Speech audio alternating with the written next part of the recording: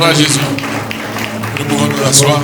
Nous voulons exprimer notre reconnaissance, ta présence parmi nous.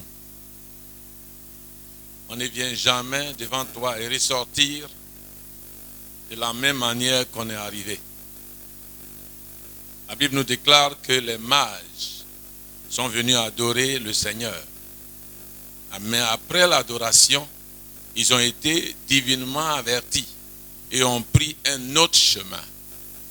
Seigneur, tu permettras que, après cette adoration et les actions de grâce que nous avons fait monter vers toi, que tu viennes divinement nous avertir, nous révéler des choses profondes et cachées, afin que notre marche avec toi soit une marche profonde. Merci pour ta précieuse présence. Merci Saint-Esprit de prendre le contrôle de l'entendement de chacun et de parler à nos cœurs. Tu permets que ta flamme, notre Dieu, soit allumée pendant que le message passe. Merci de le faire au nom de Jésus. Amen. Amen. Alléluia. Gloire à Jésus. Amen. Je suis un pur produit de l'école du dimanche. Un pur produit de l'école du dimanche. Nous, on a commencé depuis tout le petit et on a gravi les échelons jusqu'à ce que Dieu permette que je puisse, n'est-ce pas, être appelé à le servir. Je me souviens, il y a 2014, aujourd'hui ça fait combien d'années? 9 ans. Je servais à Bobo, à l'église évangélique presbytérienne, et je devais être muté, affecté.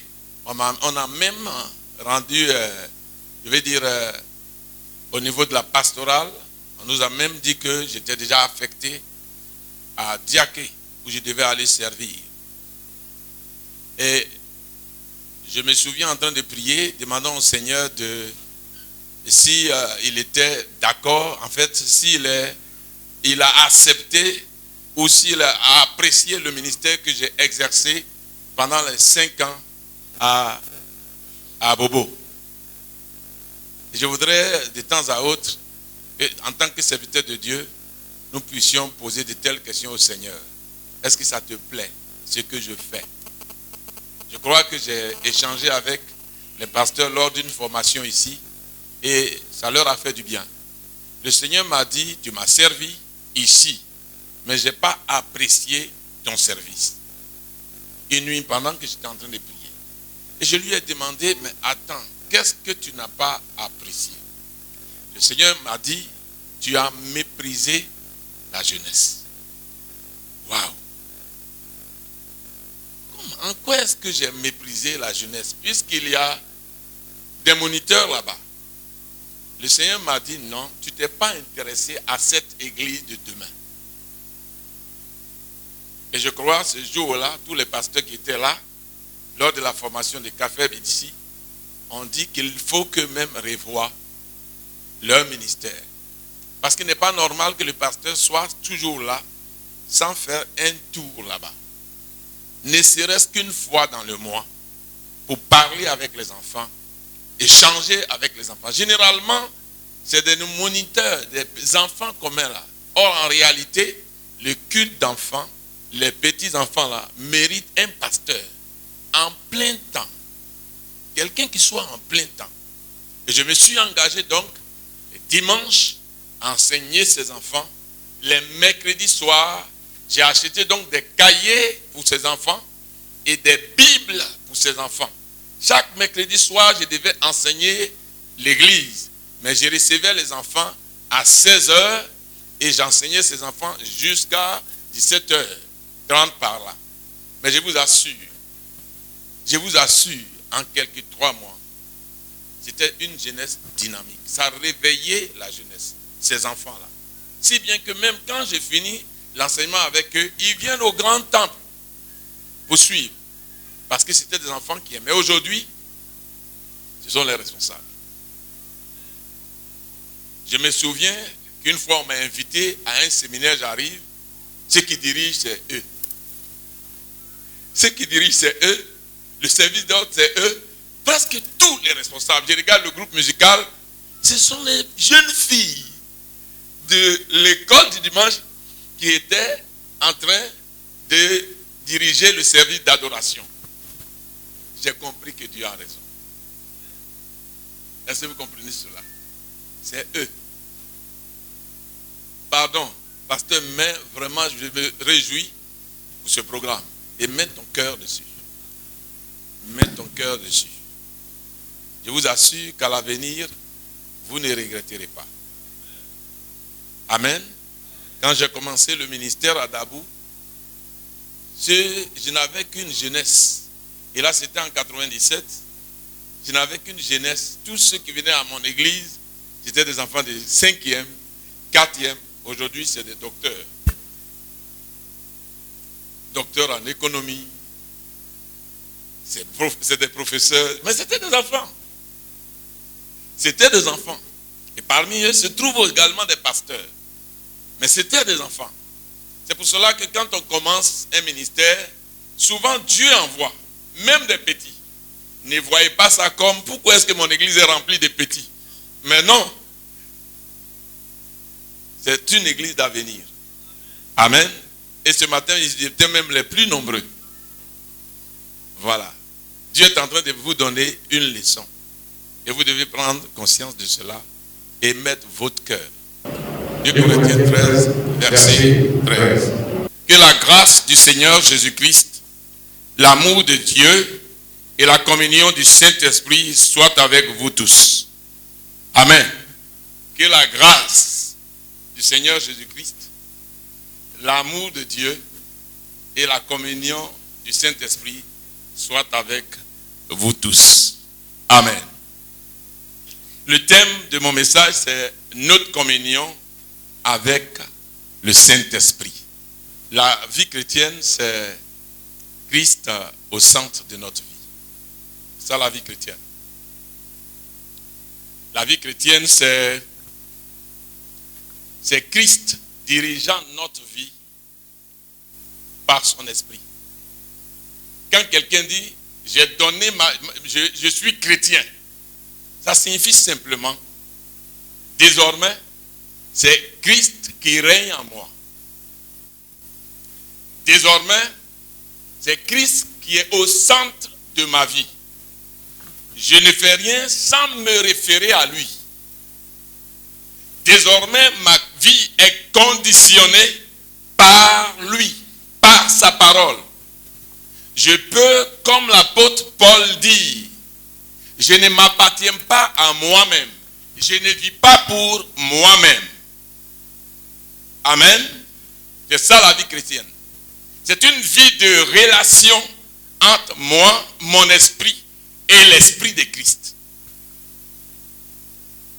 C'est une vie de relation entre mon esprit et l'esprit de Christ. C'est ça la vie chrétienne. Le sens réel de la vie chrétienne, c'est cela.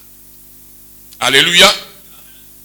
C'est la communion de notre esprit avec l'esprit de Dieu.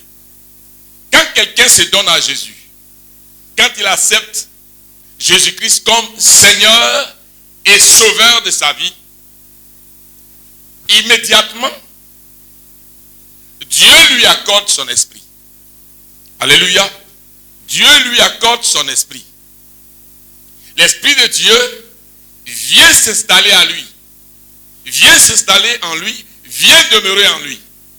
Désormais, l'esprit de Dieu a la charge de l'éduquer. Il devient enfant de Dieu. Et l'esprit de Dieu a donc la charge de le conduire, de l'amener à être identique à Dieu, semblable à Dieu. Dès lors qu'il s'est donné à Jésus-Christ, il porte l'ADN de Dieu en lui. Parce qu'il devient enfant de Dieu. Quand vous mettez un enfant au monde, votre enfant a votre ADN. Amen. Votre enfant a votre ADN. C'est ainsi que quand quelqu'un devient chrétien, il y a quelque chose qui se passe. Dans le monde spirituel, quelque chose se passe. Il devient une nouvelle créature. Les choses anciennes sont passées. Écoutez bien, le texte dit, les choses anciennes, c'est déjà passé. Et voici, toutes choses deviennent nouvelles. Alléluia. Gloire à Dieu. La vie chrétienne, c'est également une vie d'intimité et d'attachement à l'Esprit de Dieu. C'est une relation amoureuse, écoutez très bien, entre l'Esprit de Dieu et mon esprit. En fait, ce que je dis, je vais aller en profondeur, vous allez bien comprendre. Gloire à Dieu. Pour donner plus d'explications et de développer, je voudrais qu'on lise encore un autre texte. 1 Corinthiens 6, versets 16 à 17. Ou bien, ignorez-vous qu'un homme qui s'unit à une prostituée devient un seul corps avec elle? Car il est écrit, les deux ne feront plus qu'un. Mais celui qui s'attache au Seigneur devient, lui, un seul esprit avec lui. Alléluia. Alléluia. Ce texte-là donne une vérité qui va nous permettre d'aller en profondeur dans le message sur la communion avec le Saint-Esprit. La Bible nous déclare que vous êtes mariés. Alors que vous êtes mariés, vous sortez et vous sortez avec une autre femme. Et le texte parle de prostituées. Alors que vous êtes mariés. Or, si vous êtes marié à une femme, vous êtes unis, tous deux, vous devenez un même esprit. Est-ce que vous savez ça? Quand on est marié, on devient un même esprit. Si bien qu'il y a transfert même souvent d'esprit. Transfert d'esprit. Vous allez voir que les deux commencent à se ressembler. Dans leur manière de raisonner. Dans leur manière de voir les choses. Pourquoi? Parce qu'ils sont devenus un seul esprit. Et le texte ici nous dit, celui qui s'attache à une prostituée, c'est-à-dire une femme infidèle. Une prostituée est considérée comme une femme qui a commerce avec plusieurs hommes. Devient avec cette femme un seul esprit. Ça signifie quoi? Si donc elle a plusieurs hommes et que tu t'attaches à elle, qu'est-ce qui se passe? Tous ces esprits de ces hommes-là s'attachent à toi. Et s'il y a des démons, effectivement une prostituée a des démons. Immédiatement toi aussi, tu prends ces démons. Et le texte ici va nous donner un principe très intéressant qu'il faut comprendre. Le texte dit, mais celui qui s'unit au Seigneur, alléluia, est avec lui comment? Un seul esprit. Avec lui. Dès lors que vous vous unissez au Seigneur, dès lors que vous vous unissez à lui, vous devenez avec lui un seul esprit. Amen. Qui a donné sa vie à Jésus. Vous pouvez donner votre vie à Jésus sans être uni au Seigneur. Écoutez, c'est deux choses. J'ai donné ma vie à Jésus. Il est venu habiter à moi. Mais l'union ici entre maintenant dans le cadre d'une relation. Amen. L'union entre dans le cadre d'une relation. Quand on parle de mariage, c'est donc dans le cadre d'une relation. C'est encore approfondi. Et le texte de base que nous avons lu dit, quel est le texte? Que la grâce du Seigneur Jésus-Christ, l'amour de Dieu et la communion du Saint-Esprit soient avec vous. C'est une salutation. Notre texte de base est une salutation avec 3 souhaits. Et ces souhaits-là sont des bénédictions. À l'époque, c'est comme ça, à l'époque de la première église, que les gens se saluaient. Comme aujourd'hui nous disons bonjour. Ça veut dire quoi ici? C'est une bénédiction pour souhaiter à la personne quoi? Bonne journée. Que la paix de Dieu soit avec toi. Ailleurs. Amen. Moi, je fréquente beaucoup les Coréens. Ils ne disent pas allô. Quand vous dites allô, vous téléphonez, ils ne disent pas allô. Maranatha. Vous savez ça?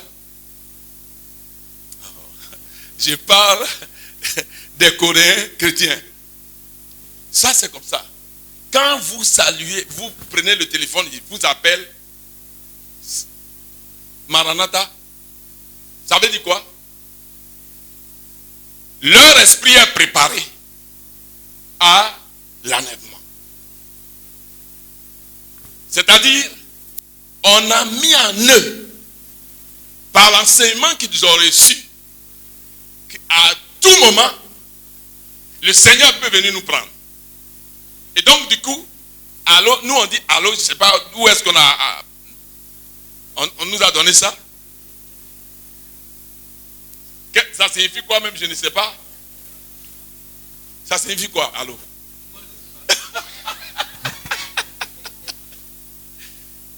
Allô? Oh, Maranatha. J'ai enseigné ça aux pasteurs et ceux qui ont reçu cet enseignement l'ont changé. Entre nous, dès que le téléphone sonne, que Dieu te bénisse. Il est en train de dire allô. Tous ceux qui ont reçu l'enseignement avec moi, quand ils prennent le téléphone, ils décrochent. Que Dieu te bénisse. Est-ce que vous comprenez? Et ils disent allô. Et je demande à chacun d'entre vous, allô là, ça signifie quoi? Donc on a hérité. Et c'est resté. Est-ce que ce n'est pas injure? Est-ce que ce n'est pas une malédiction? Et dans la pensée de ces Coréens qui sont chrétiens, je parle de Corée du Sud, hein, quand ils vous appellent entre eux, moi j'étais en train de causer avec le missionnaire Maranatha, chaque fois j'entends Maranatha. Est-ce que ce n'est pas le Maranatha que nous on connaît qui se trouve dans la Bible? Et c'est plus tard qu'ils nous ont expliqué. Voilà. Leur intention, c'est d'être prêt à tout moment. Vous pouvez changer. Quand quelqu'un t'appelle, et même si c'est un malfaiteur, dès lors que tu lui dis que Dieu te bénisse, il est désarmé. Même si c'est un malfaiteur. Parce qu'on peut utiliser même le téléphone pour faire du mal. Dès qu'il t'appelle, au lieu de dire allô, que Dieu te bénisse. Il va dire, mais ça c'est quoi ça? Amen. Et la salutation de la première église, c'était ça.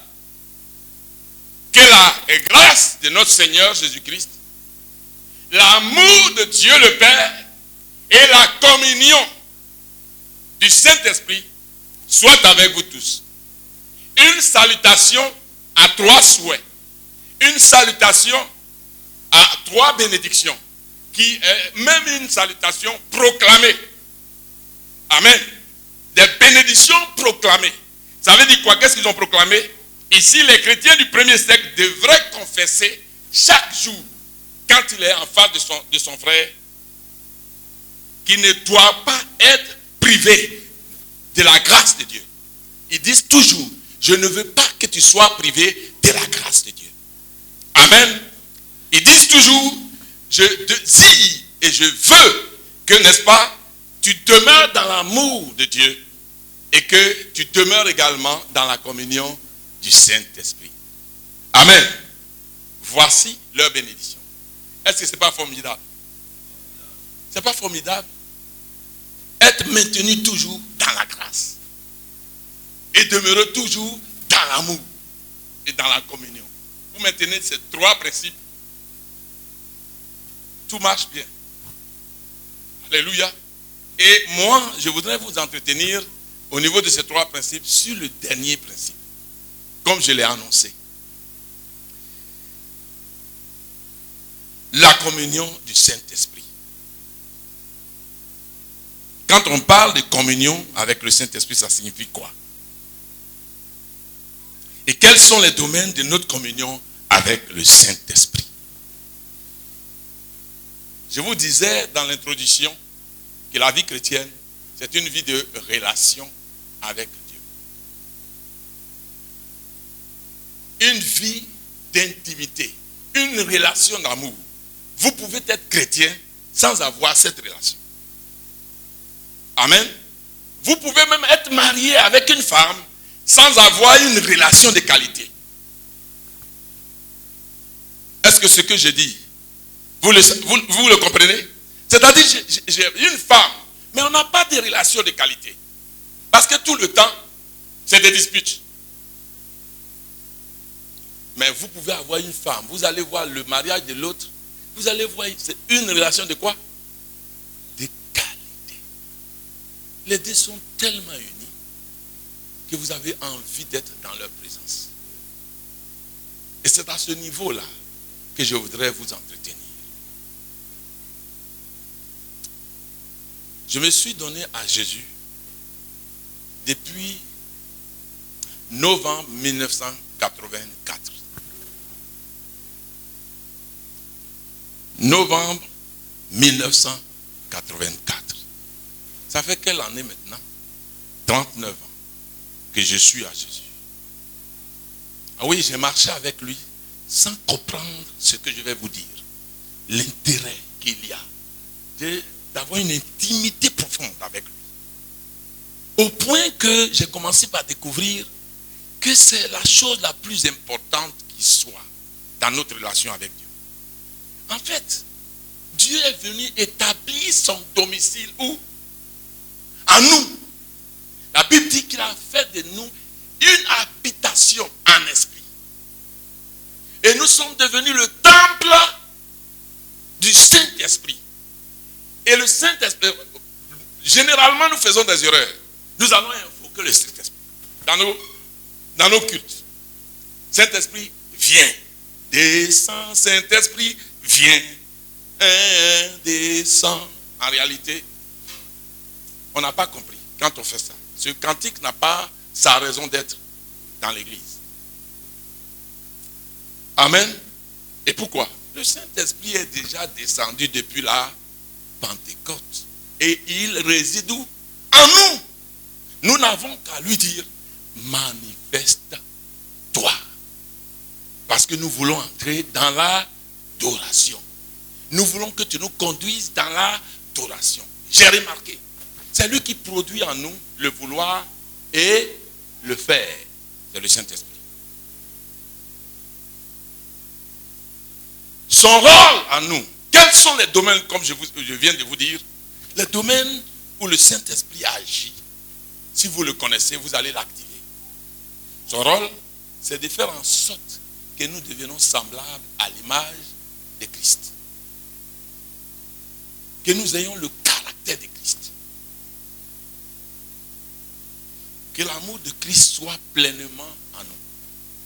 C'est son rôle, ça. Ça veut dire quoi? Là où tu réalises qu'il n'y a pas d'amour, tu n'as qu'à activer qui? Tu n'as qu'à activer qui? Mon grand frère me disait un jour, alors que j'étais dans sa voiture, je l'accompagnais, il me dit, mais attends, comment toi tu fais de vivre avec une femme pendant des années sans une autre femme, et puis que vous arrivez à vous aimer?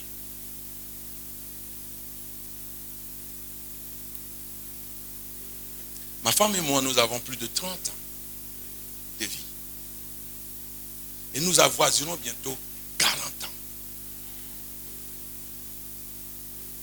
Alors le grand frère me dit, mais comment toi tu fais? Je lui ai simplement dit, c'est l'œuvre du Saint-Esprit qui renouvelle votre amour pour votre femme. Je vous assure. Éloignez-vous simplement 3 jours en jeûne et revenez. Vous allez voir l'amour qui va enflammer pour vous dans votre femme. Comment je fais? Enflamme. Remplis mon cœur d'amour pour elle. C'est tout. C'est lui qui nous pousse à la prière. Je vais vous donner l'expérience, des petites expériences que vous allez comprendre. Avant d'aller au lit, mettez-vous à genoux et dites au Saint-Esprit, je veux prier. Mais réveille-moi à l'heure que tu veux. Waouh! Qui a fait cette expérience? Il vous réveille. À l'heure indiquée, il vous réveille à, si c'est à 2 heures, il vous réveille même à 2h moins 10. Parce qu'il sait qui vous êtes. Que vous êtes lourd à vous lever. Et dès que vous vous levez, ça fait 2 heures juste. Et vous passez assez de temps devant lui et la journée, vous n'avez même plus sommeil. Parce que les gens pensent que passer la nuit à prier, le lendemain on aura sommeil. C'est faux. J'ai fait cette expérience. À passer du temps en ta présence et vous êtes renouvelé le matin sans même décéphaler. Alléluia. L'œuvre du Saint-Esprit. J'ai fait des expériences que je voudrais vous dire. Je ne perds jamais quelque chose. Saint-Esprit, je sais que j'ai déposé quelque chose ici. Fais cette expérience. Et donc si ça marche, pourquoi est-ce que dans les autres domaines ça ne va pas marcher? Je ne sais pas où j'ai mis. Est-ce que tu peux me conduire? Paf, il t'ouvre l'esprit. Là dans ta veste. Doucement. Et c'est ce qu'il fait. Son travail, c'est de nous motiver et de nous permettre d'être transformés de gloire en gloire à l'image de Christ. C'est son rôle, ça. Il transforme ton caractère. Il met l'amour, il met la patience, il met la sainteté. C'est lui qui produit même en nous la sainteté. C'est pas toi-même. Tu ne peux pas devenir saint. C'est son rôle. Son rôle, c'est d'activer notre salut. De nous amener dans les profondeurs de Dieu. C'est son rôle. Et il est avec nous. Y a-t-il quelque chose que le Saint-Esprit n'est pas en mesure de le faire? Je me souviens, quand j'ai donné ma vie à Jésus-Christ, je crois que j'étais en première. J'avais des problèmes en maths. Première C. J'ai commencé à avoir des difficultés.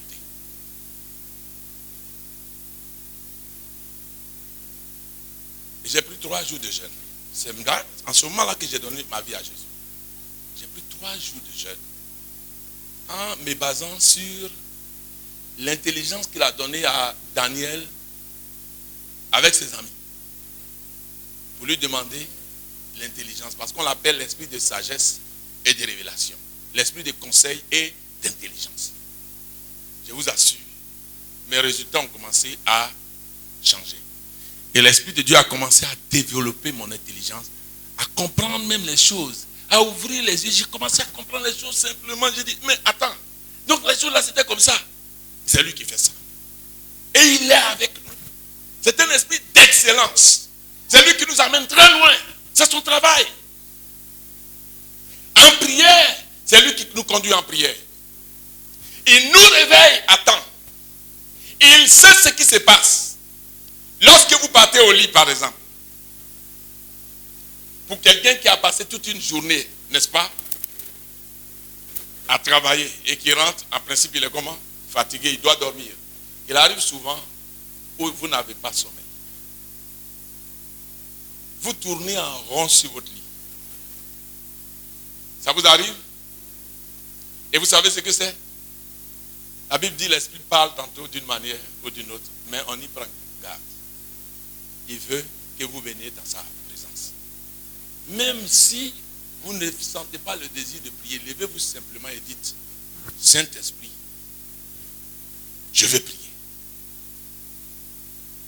Salue-le, parce qu'il est là.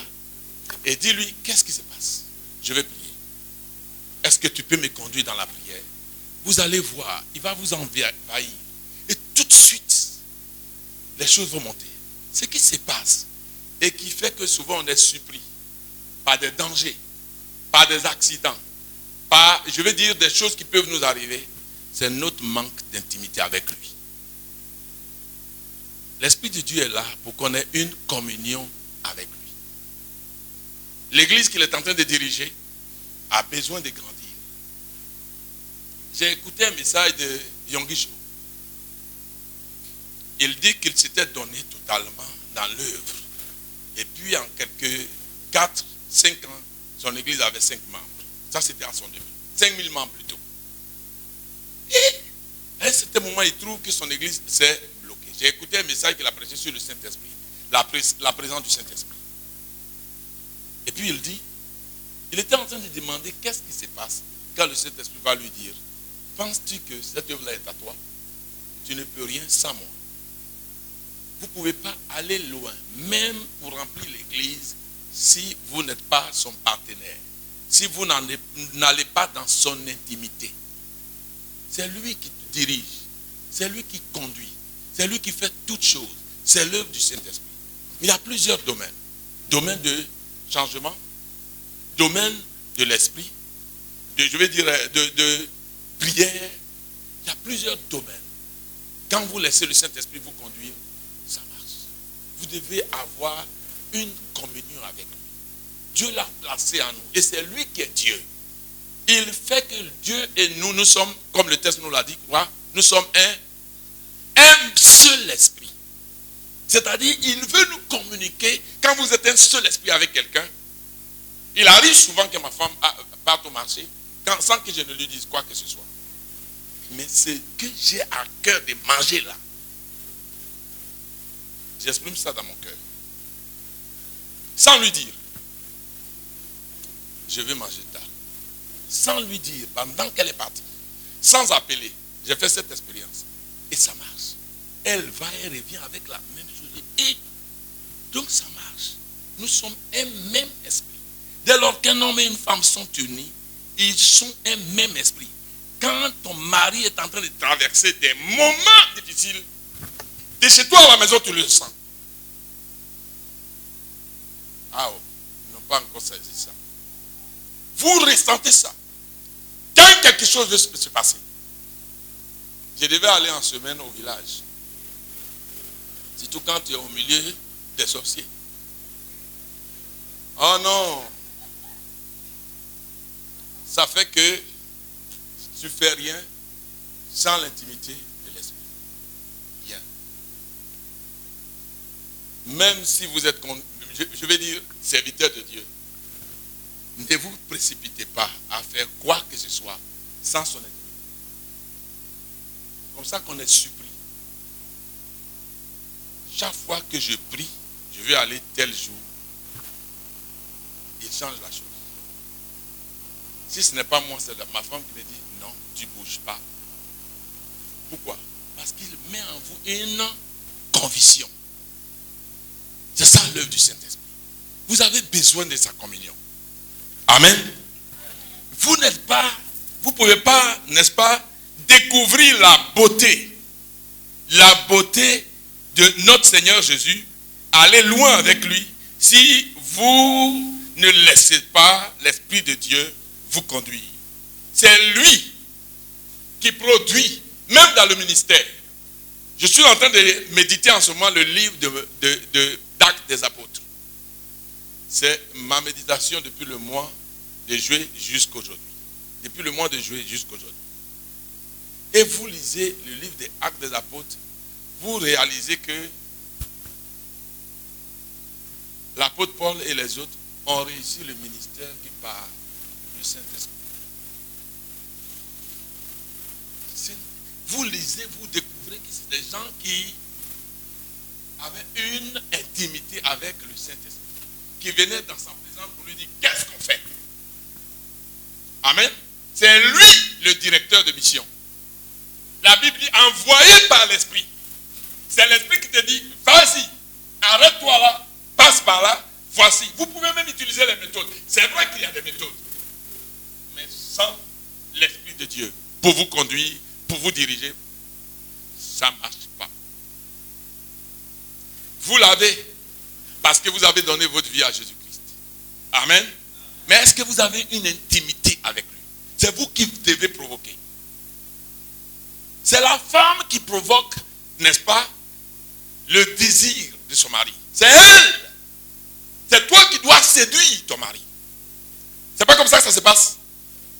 C'est toi qui dois séduire. Et c'est toi qui dois séduire le Saint-Esprit. Il est là Mais le diable a tellement réussi son coup, au point que il nous a enténébrés, comme fermant notre esprit pour ne pas qu'on comprenne que tu es là. Depuis le jour où tu t'es donné, la Bible dit, c'est l'esprit qui va régner, être avec nous éternellement. Ça signifie quoi?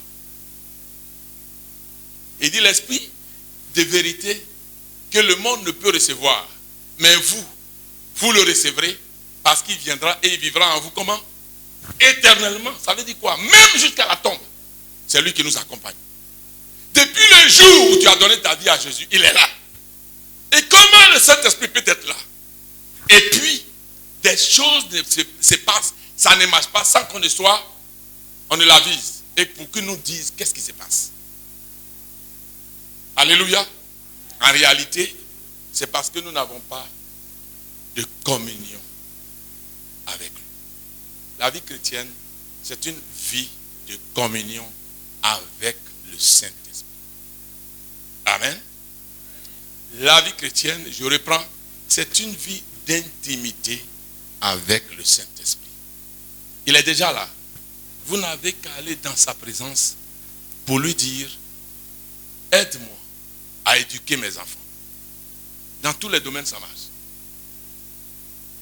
Ce n'est pas toi qui peux changer non plus ton mari, qui peut changer ta femme. Amen. Tu ne peux pas le transformer. Même nous, en tant que serviteurs de Dieu. Moi, j'ai raté l'éducation de ma première fille. Elle n'est plus aujourd'hui. Ma femme et moi avions 5 enfants. Mais la première est partie. Et c'est à partir de ce moment-là que nous avons pris conscience. On était tellement légaliste. Légaliste. Un peu seulement chicote. Pensant que c'est la chicote qui peut transformer la fille. Très dur, réglé. Enfant de Dieu ne doit pas faire ça. Mais enfant de Dieu là, c'est pas quand on est né qu'on devient enfant de Dieu. Et généralement, ce qui retarde, n'est-ce pas, nos enfants, c'est le fait, écoutez bien, à la maison, ce qui change nos enfants, c'est quoi? C'est le fruit. Le fruit de l'esprit. Nos enfants là, ils veulent voir. Ce que vous dites, vous êtes chrétien là, ils veulent vous voir faire. Ils veulent voir le fruit. Ce n'est pas les prières. Vous priez, d'accord. Mais l'enfant veut voir l'amour que tu témoignes à maman. L'enfant veut voir l'amour que tu lui témoignes. La patience, la maîtrise de soi, c'est-à-dire le fruit de l'esprit. Quand il voit ça, c'est ça qui impose et qui le transforme. Amen. C'est très important.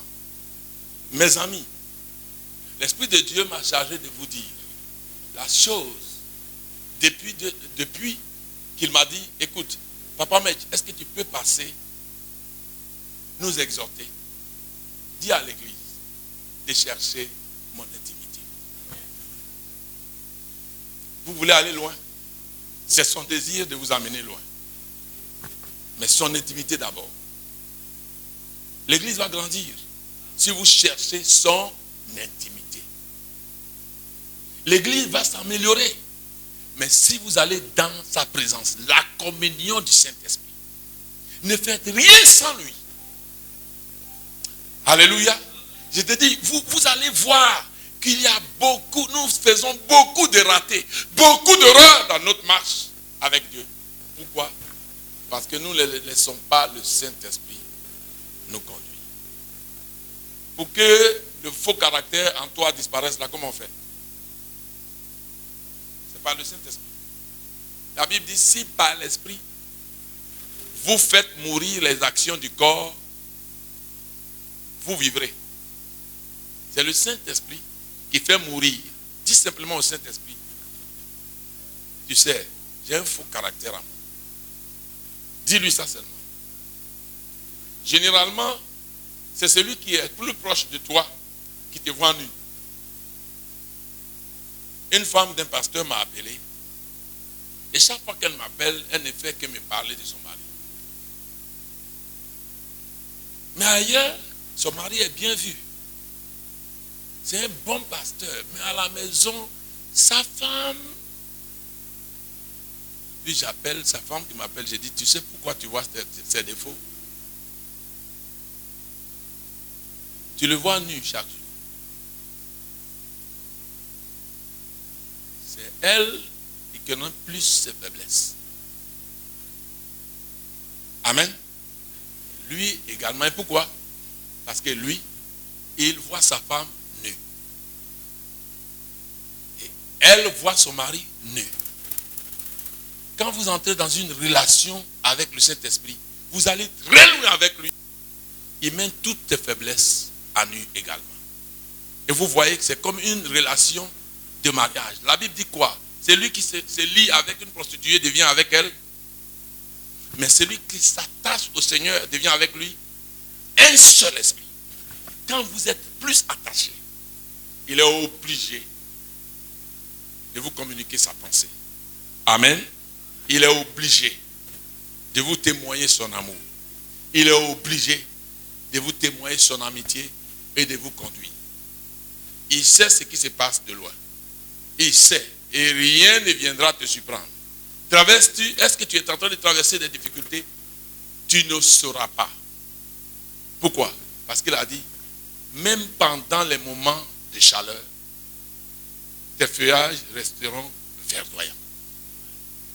Pendant que tu es en train de traverser des épreuves, nous déclare la Bible, tu ne sentiras pas les épreuves. Pourquoi? Parce que le Saint-Esprit sera là, toujours, pour te réconforter. C'est celui-là qu'il te faut. Il est là. Dieu le sait. Et te l'a accordé. Rien que pour t'édifier. Il sait consoler. Il sait fortifier. Il sait encourager. Il connaît tes faiblesses. Il sait comment. Il est celui qui interprète tes messages devant Dieu. Quand vous êtes en train de vous fâcher, en disant, Seigneur, je le mets à mort. Pourquoi après que vous avez prié comme ça, mettant les gens à mort, les gens ne meurent pas? C'est un méchant, n'est-ce pas? David a fait une telle prière. Je veux que telle personne, ses enfants soient des vagabonds, qu'ils soient tant. Il a fait ça. Mais ici, le Saint-Esprit, il interprète devant Dieu. Quand on parle d'intercéder, ça signifie aussi interpréter. Devant Dieu, il l'interprète en disant, Seigneur, c'est parce qu'il est fâché qu'il prie de la sorte. Mais voici comment tu dois l'exaucer. C'est ce qu'il fait, c'est son rôle. Mes amis, l'Esprit de Dieu en vous, c'est le Père en vous. L'Esprit de Dieu en vous, c'est Jésus-Christ en vous. C'est sa sagesse en vous. C'est sa sainteté en vous. C'est sa force en vous. C'est sa guérison en vous. 4 années de cela, je souffrais d'une maladie que j'ai emportée du village. Parce que je suis allé discuter forêt. Est-ce que vous les connaissez?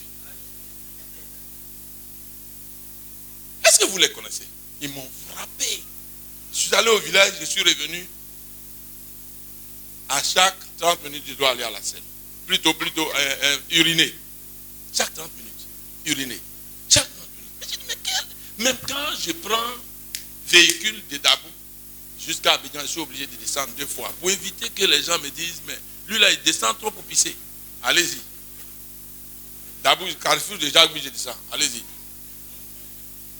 J'urine. Et puis je prends, je continue. Lièvre rouge, je descends. J'urine. Comme ils savent. Et puis, je suis allé donc m'examiner. J'arrive, on dit je souffre de prostate. Bien avancé. Bien avancé même. Et le professeur qui me reçoit me dit, tiens, une opération. J'ai dit non, on ne peut pas m'opérer. Et pourquoi? Le guérisseur est en toi. Dis avec moi, le guérisseur est en moi. Je reprends. Le guérisseur est en toi. Qui est le guérisseur? La Bible dit, si celui qui a ressuscité Jésus-Christ d'entre les morts habite en toi, qu'est-ce qu'il fait? Il donnera vie à ton corps mortel. J'ai pris 3 mois chaque nuit pour dire, tu vas partir. D'où tu es venu là, tu vas partir. je ne prendrai pas de traitement, tu vas partir. Je ne sais pas comment tu es venu te greffer là. Tu vas partir. Et puis, au bout d'un mois, je réalise je repars encore pour faire le même examen. Le professeur qui m'a reçu me dit, mais c'est quel traitement tu as reçu? C'est quel traitement tu as reçu? J'ai dit, non, je n'ai pas reçu de traitement. Je t'ai dit que je suis venu simplement pour voir mon état, savoir comment ça se passe. Écoutez, il y a beaucoup de maladies qui nous fatiguent, c'est nous-mêmes qui les sommes. C'est nous-mêmes qui les sommes. C'est la vérité. C'est toi-même qui laisses cette maladie-là. Parce que la maladie n'a pas d'autorité sur toi. La Bible déclare qu'il nous a déjà délivrés. Toi, qu'est-ce que tu fais? Appuie-toi sur le Saint-Esprit, accorde-toi avec lui et demande-lui comment faire, vous allez voir. Si vous êtes en train de souffrir des affaires de la sorcellerie, qui est l'auteur qui t'a délivré? Il a déjà fait. Mais qui est celui-là qui va t'aider? C'est qui? C'est le Saint-Esprit. Église, voilà le message que le Seigneur me charge de vous transmettre.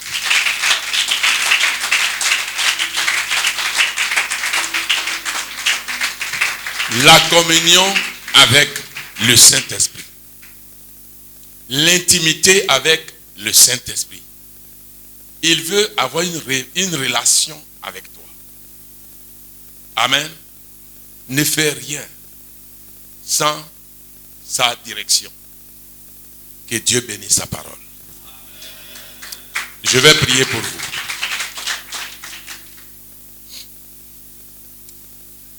Nous allons nous tenir debout.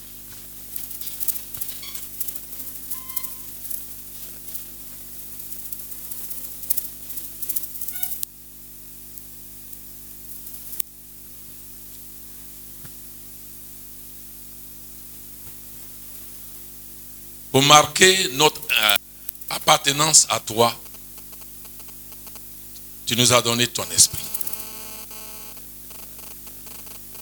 Pour notre Dieu, notre adoption, tu nous as donné ton esprit. Pour sceller notre salut, pour qu'on ne perde pas ton salut, le salut que tu nous as accordé, tu nous as donné ton esprit. C'est l'esprit qui fait la différence entre ceux du monde et nous. Mais voilà que nous sommes à toi, mais nous n'entretenons pas de relation avec toi. Je voudrais que tu profites de l'occasion pour lui demander pardon. Ouvre la bouche et demande pardon au Saint-Esprit. Or, c'est un grand privilège de l'avoir en nous. Quand quelqu'un donne sa vie à Jésus, le Saint-Esprit vient habiter. C'est un grand privilège qu'il soit à nous. Et son désir, c'est de nous conduire. Mais on ne lui donne pas l'occasion de nous conduire. C'est lui qui nous donne l'intelligence pour réussir dans tout ce que nous voulons faire. C'est lui qui nous donne la sagesse. C'est lui qui nous donne les conseils. Et il n'y a pas un seul domaine qu'il ne maîtrise pas. Il veut une relation avec toi, mais tu n'as pas cette relation avec lui. Dis-lui simplement de te réveiller pour la prière. Dis-lui de te donner une vie de prière, tu vas voir. Y a-t-il un domaine de ta vie où tu n'arrives pas vraiment à grandir? C'est parce que tu manques d'intimité avec lui. Demande-lui pardon. Parce que tu ne lui donnes pas la place. Ce qu'il veut, c'est une communion avec toi. Une relation avec toi. Y a-t-il un domaine de ta vie que tu ne lui donnes pas de gérer, même au niveau de notre gestion de l'argent? C'est lui qui doit être l'auteur. C'est lui qui doit nous diriger. Donnons-lui ce matin toute la gloire en lui disant de prendre le contrôle de notre vie. Esprit du Dieu vivant. Toute la nuit, Tu m'as dit, parle-leur de moi, de ma communion avec toi. Je viens de leur communiquer le message tel que tu m'as demandé de le faire. Ils ne s'appartiennent pas à eux-mêmes. Ils ne s'appartiennent pas à eux-mêmes. Dis avec moi, Saint-Esprit, je ne m'appartiens pas à moi-même. Je suis ton temple. Je suis ton habitation. Tu es en moi pour que j'entretienne une relation profonde avec toi.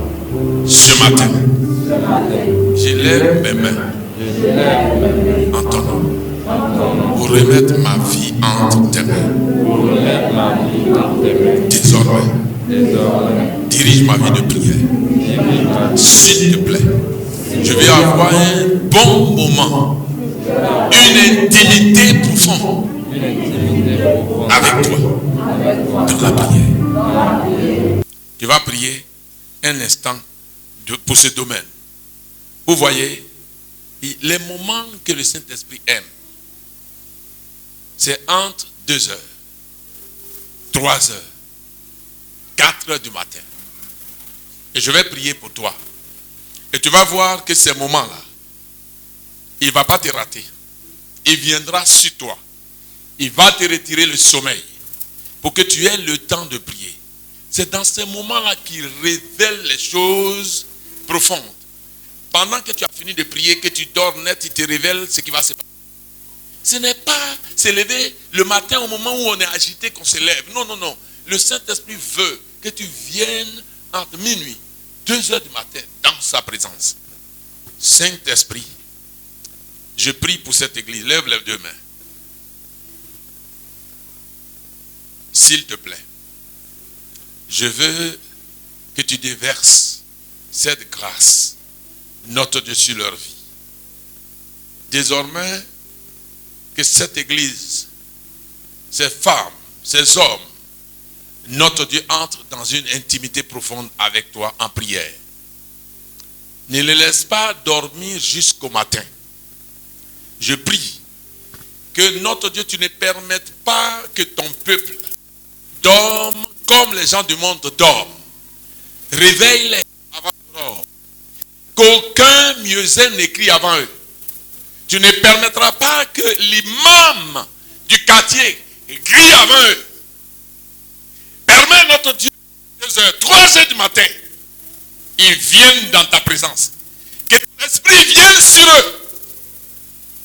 Que ton esprit les réveille. Pour qu'ils viennent dans ton intimité. Tu m'as dit, parle à l'église. D'entretenir une intimité avec moi. Père, qu'il en soit ainsi pour cette église. Que désormais, les hommes, les femmes, prennent plaisir à venir dans ta présence. Qu'ils entretiennent une relation amoureuse avec toi. Une intimité profonde avec toi. C'est à ce seul prix que tu veux les amener en profondeur pour découvrir notre Dieu, les merveilles que tu as à notre Dieu, que tu destines à cette église. Merci de le faire. Merci de bénir cette église. Depuis le premier responsable jusqu'au notre Dieu au dernier. Merci de faire notre Dieu des véritables instruments en tes mains, où le Saint-Esprit agit à travers les enfants. Que ces enfants soient, notre Dieu, des véritables évangélistes. Qu'à travers ces enfants, notre Dieu, ce programme qu'on a mis en place, que des âmes soient attirées dans cette église. Et que notre Dieu et notre Père, la gloire puisse te revenir. Merci Saint-Esprit d'établir cette communion. Merci pour cette relation que tu établis avec ton église au nom de Jésus. Amen. Lève-toi, enfant.